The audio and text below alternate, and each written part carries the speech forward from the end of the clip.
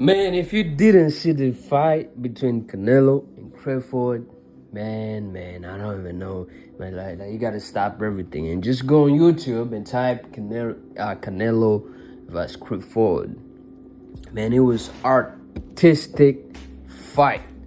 I'm talking about two legends. And now, of course, I speak about Canelo because Canelo is a whole different story. He's the man that earned my respect.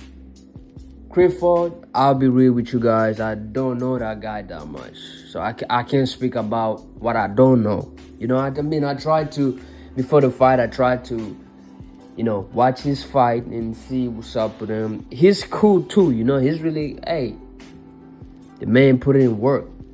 But with Canelo, man, I've been watching this guy since I was in my mom's stomach. This kid, I'm not even gonna call him kid for to put respect to his name.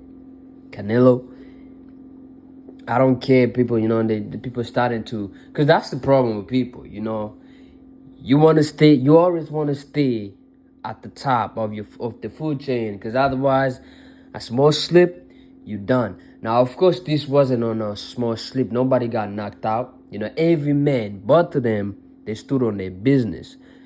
But, like they always say, only the 1%. Once everything is gone, if you can just stay a little longer, just a little longer, and if you don't die, that little longer gonna give you victory. And that's what happened. That's what happened between Canelo and Crawford. Canelo, he didn't have, of course he stayed, but at a certain point, things started to slow down, right? And then Crawford, of course, he was delivering. Because if you see, Canelo was charging in, right? And Crawford was charging back, right? Crawford was stepping back, surrounding back. Now you might say, man, that's a predator surrounding his prey. I get that, and you might be right, But in the boxing ring, if you hesitate to punch, if you don't punch as much as it needs to be, because they counting your punches, they counting your KOs, they counting your deliveries, they counting, if you do not punch as much as you need to, well, you're not going to be, you are likely to lose the match, right? That's what happened with Canelo. Canelo was good. He was evading punches. He was, taking punches. He was giving punch, but he wasn't giving enough punches. But I'm pretty sure that if Canelo was determined to give as much punches as Crawford was giving, he was going to win this fight. Because let's remember how Canelo is built. Canelo, he can take a punch and he can give you back one.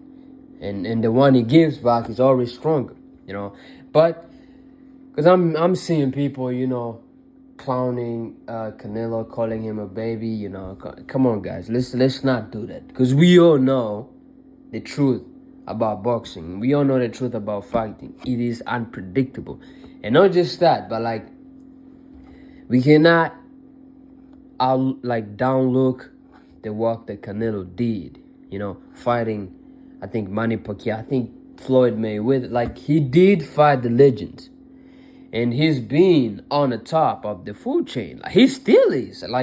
Of course, now, he's the great now, because the title of the greatest, it is now Crawford. Because they always say, even the tiniest and the tiniest motherfucker on the land, if he's able, he or she, if they are able to take down the elephant in the room, then all eyes come off that elephant in the room, and then they get focused on this tiny, small creature in the room, right? So that small creature in the room, once it takes down the biggest, it becomes the biggest, not physically, but spiritually, or mentally. People start to put respect on that thing, right? That's why, they always say, if you're going, go for the head. If you're going, go for the leader. Why? Because if you struck the head, then the rest is nothing, right? So that's what Crawford did. Now, of course, like I said, people say Crawford, he's a trouble too. He's not a walk in the park, which is cool. you know, but I don't talk much about him because I don't know him like that. But guys, one thing you need to learn, one thing I like to learn when I'm watching these fights, you know, is the fact that, hey, the beginning is cool, but how you finish, it matters. Meaning that if you can stay still, you know, like don't give up in the middle. Like even if you're about to give up, if you stay a little longer with life or with anything, just stay a little longer. That small particle, that small percentage of your perseverance can actually make a difference. You know, not the biggest, you know, not the, you know, not you're trying to force your way. That's cool. You can do that as well. But it's only those who are able to remain just a little bit longer. If you don't die and you stay still, you persevere, just that small that's what delivers victory. Because when you no longer have the energy, when you no longer have the power, when you no longer have the ability to carry on, the only thing that makes you actually carry on is the will to life.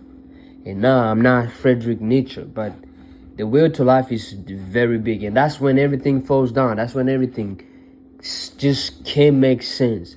And if you don't give up, and if you don't throw in the towel, and if you don't budge, if you don't, you know, call your mama, if you don't check in with your girlfriend, that's all that makes a difference. But unfortunately, most people's will is not as strong, right? That's why they might start off as strong, just to be collapsed at the end. You know, so if anything, guys, sharpen your will. You know, like walk upon your will, and the only way you can walk upon your will is not by going to the gym. Like I already said, you know, the way to sharpen your will, the best way you can do it is be in a position whereby you are forced to use that will, because otherwise you will never know your capacity of which you'll never know your capacity or your limits, or your, like, if you don't know your limits, then you could never go above your limits. You need to test your limits, and then you go above it. That's how you, like, every time you go above that limit, that's when the sweet spot comes in. That's when the victory, that's when you build this beautiful will to life and to power. So guys, if you watched the video, thank you. And remember, guys, for more videos like this, for more breakdowns of sports breakdown like this, and more, you know, philosophical and stuff to learn like this, please subscribe and like and comment. Let me know who did you root for? Did you root for Canelo, or did you go for Crawford? And please be honest. You know, don't say you rooted for Crawford just because you've seen him winning. You know, because me, I rooted, of course, for Crawford, but like, I knew what Canelo was. You know what I'm saying? And when Crawford stepped in the ring, my eyes were simply on Canelo. And my eyes were also simply on Crawford. That's because I know Canelo what is capable of, but I didn't know what Crawford was capable of until I found out. You know, guys, so thank you for watching. And remember, see you onto the rise.